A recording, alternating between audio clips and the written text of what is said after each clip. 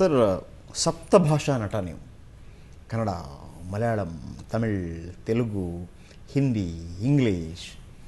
ತಮಿಳಲ್ಲಿ ಒಂದು ಮರಾಠಿ. ಆದರೆ ನಿಮ್ಮ ತುಡಿತಗಳು ಹೇಗಿರ್ತಿತ್ತು ಅಂತೇಳಿ ಬಹುಶಃ ನನಗೆ ಒಮ್ಮೊಮ್ಮೆ ಅನಿಸುತ್ತೆ, ಇವತ್ತಿನ ದಿನಮಾನದಲ್ಲಿ ನಿಮ್ಮ ಹೆಸರು ರಾಷ್ಟ್ರೀಯ ಮಟ್ಟದಲ್ಲಿ ಮನೆ ಮಾತಾಗಿ ಅಂತಾರಾಷ್ಟ್ರೀಯ ಮಟ್ಟದಲ್ಲಿ ನಿಮ್ಮ ಹೆಸರುಗಳು ಪ್ರಜ್ವಲಿಸಬೇಕಾಗಿತ್ತು. ನಿಮ್ಮ ಖುಷಿಗೋ ಮತ್ತೊಂದಕ್ಕೋ ಅಥವಾ ವೈವಿಧ್ಯಮಯ ಪಾತ್ರಗಳು ಸಿಕ್ತು ಅಂತೇಳಿ ನೀವು ಕನ್ನಡದಲ್ಲಿ ಸೆಟ್ಲ್ ಆಗಿಬಿಟ್ಟು ವಿ ಆರ್ ವೆರಿ ಹ್ಯಾಪಿ. ನೀವು ಕನ್ನಡದಲ್ಲಿ ಇರುವಂಥದ್ದು ನಮ್ಮ ಪುಣ್ಯ. ಆದರೆ ಎಲ್ಲೋ ಅನಿಸುತ್ತೆ ಸಮ್ಟೈಮ್ಸ್ ನಿಮಗೆ ಅದು ನಾನು ತಪ್ಪು ಮಾಡಿದೆ ಅಂತ ಅನಿಸುತ್ತೆ ಸರ್. ಮಾಲ್ಗುಡಿ ಡೇಸ್ ಇಂಟರ್ನ್ಯಾಷನಲ್ ಎಲ್ಲ ನೋಡಿದ್ದು. Okay, fine. ಆಮೇಲೆ ಪ್ರಕಾಶ್ ಬೆಳವಾಡಿಯವರು ಸ್ಟಂಬಲ್ ಅಂತ ಒಂದು ಇಂಗ್ಲೀಷ್ ಅದರಲ್ಲೂ ನಟಿಸಿದ್ದೆ ನಾನು.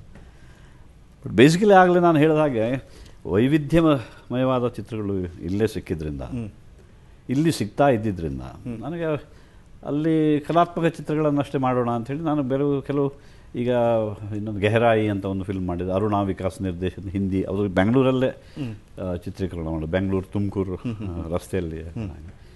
ಅದು ಒಂದು ಕೂಡ ಎಕ್ಸ್ಪೆರಿಮೆಂಟಲ್ ಫಿಲ್ಮೇ ಆಗಿತ್ತು. ಆ ಥರದ ಅವಕಾಶಗಳು ಬೇಕಾದರೆ ಇಲ್ಲೇ ಇರ್ತಿದ್ವು. ಇನ್ಫ್ಯಾಕ್ಟ್ ಅವರು ಕೆಲವು 1-2 ಫಿಲ್ಮ್ಗಳು ಡಿಸ್ಟಿಂಕ್ಟ್ ಆಗಿ ಹೇಳಬೇಕಂದ್ರೆ, ಈಗ ಶಬಾನಾ ಆಜ್ಮಿ ಅವ್ರ ಜೊತೆ ನೀವು ನೋಡಿದರೆ ಅಂಕುರ್ ಮಾಡಿದ್ದೆ, ನಿಶಾಂತಲ್ಲೂ ಮಾಡಿದ್ದೆ, ಆಮೇಲೆ ಕನ್ನೇಶ್ವರಾಮ ಅವರೇ ಮಾಡಿದ್ದೆ, ನನ್ನ ಆಪೋಸಿಟ್ ಅವರು. ಅವ್ರ ಜೊತೆ 2 ಫಿಲ್ಮ್ಗಳು ಒಂದೇ ಸಮಯದಲ್ಲಿ ಮುಂಬೈನಲ್ಲಿ ಬಂದಿದ್ದು. ಅಗೇನ್ ಅದು ಧರ್ಮಕರ್ಮ ಸಂಯೋಗ ಅಂತಾರಲ್ಲ, ಹಾಗಾಗಿ ಅವರು 7 ದಿವಸ ಹೀಗೆ ಒಂದು 30 ದಿವಸ 2 ಚಿತ್ರಗಳು ಬಂದಿದ್ವು. ಇದಕ್ಕೆ 7 ದಿವಸ ಮಾಡೋದು, ಅದಕ್ಕೆ 7 ದಿವಸ ಮಾಡೋದು, ಹಾಗೆ ಒಂದು 5 ತಿಂಗಳು ಮಾಡಿದರೆ 2 ಚಿತ್ರ. ಅದು ಇಲ್ಲ ಹೋಗೋದು ಬರೋದು, ಅಲ್ಲಿಯ style, the way of working, ಅದಕ್ಕೆ 6 ತಿಂಗಳು, ಒಂದು 10 ತಿಂಗಳಾದರೂ ಕೂಡ ಮುಗಿಲೇ ಇಲ್ಲ. ಕಡೆ ನಾನು ಹೇಳಿದೆ, ಇದು ಏನು ಅರ್ಥವಿಲ್ಲ ಈ ರೀತಿ ಇಷ್ಟು ಸ್ಲೋ ನೀವು ಮಾಡಿದರೆ. ನನಗಂತೂ ಆಗೋದಿಲ್ಲ. ನಾನು ಬೇರೆ ಪಿಕ್ಚರ್ಗಳಿಗೆಲ್ಲ ಇಲ್ಲಾಂದರೆ ಡೇಟ್ಸ್ ಕೊಟ್ಟಿರ್ತೀನಿ, ನಿಮಗದು ಬರೀ ಕನ್ನಡ ಅಂತ ನಿಮ್ಗೆ ಅನಿಸ್ಬೋದು, ಅದು ನನ್ನ ಎವ್ರಿಥಿಂಗ್ ನನ್ನ. ಸೊ ನಾನು ಇನ್ಮೇಲೆ ನೀವು ಮುಂಬೈಲಿ ಏನು ಮಾಡ್ತಿದ್ದೀರೋ ಅಂತ ಅದೇ ಥರದ ಬಂಗ್ಲೂರುಗಳು ಎಲ್ಲವೂ ಬೆಂಗಳೂರಲ್ಲೂ ಇದೆ. ಇನ್ಮೇಲೆ ನೀವು ಬೆಂಗಳೂರಿಗೆ ಬಂದು ಮಾಡಿದ್ರೆ ಮಾಡಿಲ್ಲ, ನಾನು ಬರೋದಿಲ್ಲ ಮುಂಬೈಗೆ ಅಂತ ಹೇಳಿ. ಅದು ಹಾಗೆ ಮಾಡಿ ಬಂದೆ ನಾನು. ಅದು ಸ್ವಲ್ಪ ಸ್ಪ್ರೆಡ್ ಆಯಿತು. ಓಕೆ, ಬರೋದಿಲ್ಲ ಅಂತೆ, ಬೆಂಗಳೂರಿಗೆ ಹೋಗಿ ಮಾಡಬೇಕಂತೆ. That fine. ಆಮೇಲೆ ಆ 2 ಚಿತ್ರಗಳು ಮುಗಿಲೇ ಇಲ್ಲ ಕಡೆಗೂ. They were just abandon. Okay. ಹಾಗಾಗಿ ಸರ್ಕಮ್ಸ್ಟಾನ್ಸಸ್ಸು ನೋಡಬೇಕಾಗ್ತದೆ. ಆಮೇಲೆ ಎಲ್ಲ ಟೈಪ್ ಕಾಸ್ಟ್, ಈಗ ನಾನು ಹೇಳಿದ್ನಲ್ಲ, ಎಲ್ಲ ವಿಲನ್ ರೋಲ್ಗಳೇ ಬಂದು. ಆಮೇಲೆ ಓಕೆ, ಮತ್ತೆ ಕನ್ನಡಕ್ಕೆ ಬರೋದಿದ್ರೆ ಹೆಂಡತಿಗೆ ಹೇಳಬೇಡಿ, ದಿನೇಶ್ ಬಾಬು ಜೊತೆ ಯಾರಿಗೂ ಹೇಳಬೇಡಿ. ಅಲ್ಲಿ ನಿಮಗೊಂದು ಕಡೆ ನಿಮ್ಮ ಪ್ರಾಯದಿಂದ ಸಣ್ಣ ಪ್ರಾಯದ ಒಂದು ಅರ್ಧ ಪ್ರಾಯದ ಹೀರೋಯಿನ್ಸ್ಗಳು ನಿಮಗೆ ಬರುವಾಗ ನಿಮಗೆ ಮುಜುಗರ ಆಗ್ತಿರ್ಲಿಲ್ವಾ?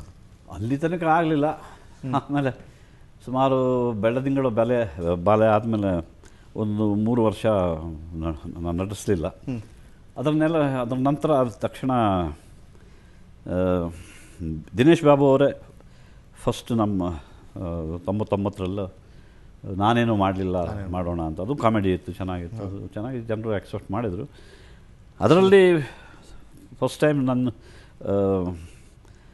ಸುಧಾರಾಣಿಯವ್ರ ಜೊತೆ ನಟಿಸ್ತಿದ್ದೆ. ಆವಾಗ ಸಟಕ್ಕನೆ ಅನ್ನಿಸ್ತು, ಅಯ್ಯೋ ನನಗೆ ಎಷ್ಟು ವಯಸ್ಸಾಗಿದೆ. ಆವಾಗ 50 ದಾಟಿದ್ದೀನಿ ನಾನು. ಅಯ್ಯೋ ಇಷ್ಟು ಚಿಕ್ಕ ಹುಡುಗಿ ಜೊತೆ ಹೆಂಗೋ ಏನೋ ಮಾಡಿದೆ. ಅದರಲ್ಲೂ ನನಗೆ ತಲೆಯಲ್ಲಿದ್ದಿದ್ದು, ನಾವು ಅನುಪಮಾ ಚಿತ್ರ ಮಾಡಿದಾಗ ಅದರಲ್ಲಿ ಮಾಧವಿ ಹೀರೋಯಿನ್ ಆಗಿದ್ದು. ಅನುಪಮಾ ಚಿತ್ರ ಮಾಡುವಾಗ ಅವಳು ವಿಡೋ ಆಗಿರ್ತಾಳೆ ಮಾಧವಿ. ಅವಳ ಮಗನಾಗಿ ಇದು ಹೀಗಾಯ್ತಲ್ಲ ಅಂತ ಹೇಳಿಕೊಂಡು ಆಮೇಲೆ ನಾನು ತೀರ್ಮಾನ ಮಾಡಿದೆ, ಇನ್ನು ಮೇಲೆ ಇಂಥ ಇಷ್ಟು ವಯಸ್ಸಾದಮೇಲೆ ಈ ಥರ ನನಗಿಂತ ತೀರಾ ಕಡಿಮೆ ವಯಸ್ಸಿನವ್ರ ಜೊತೆ ನಟಿಸಬಾರ್ದು ಅಂತ ನಾನು ತೀರ್ಮಾನ ಮಾಡಿದೆ. ಆದರೆ ದೈವವಶಾತಾಗಿಯೇ ಅದಾದಮೇಲೆ ಸುಧಾರಾಣಿಯವರು ಸಪೋರ್ಟಿಂಗ್ ರೋಲ್ಸ್ಗೂ ಮಾಡೋಕ್ಕೆ ಶುರು ಮಾಡಿದರು. ಅಲ್ಲಿ ಮತ್ತೆ ನಾವು ಇಬ್ಬರು ಪ್ಯಾರಾಗಿ ಅನೇಕ ಚಿತ್ರಗಳನ್ನು ಮಾಡಿದ್ವಿ.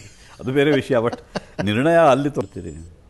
ನಾನು ನಿಮ್ಮ ಫ್ಯಾನು ಅಂದಾಗ ಒಂದು ಸರ್ಟಿಫಿಕೇಟ್ ಕೊಟ್ಟು ರಾಜ್ಕುಮಾರ್ ಅವರು ನಿಮ್ಮನ್ನು ನಾನು ನಿಮ್ಮ ಫ್ಯಾನ್ ಅಂತೇಳಿ, ವಾವ್, ಗ್ರೇಟ್.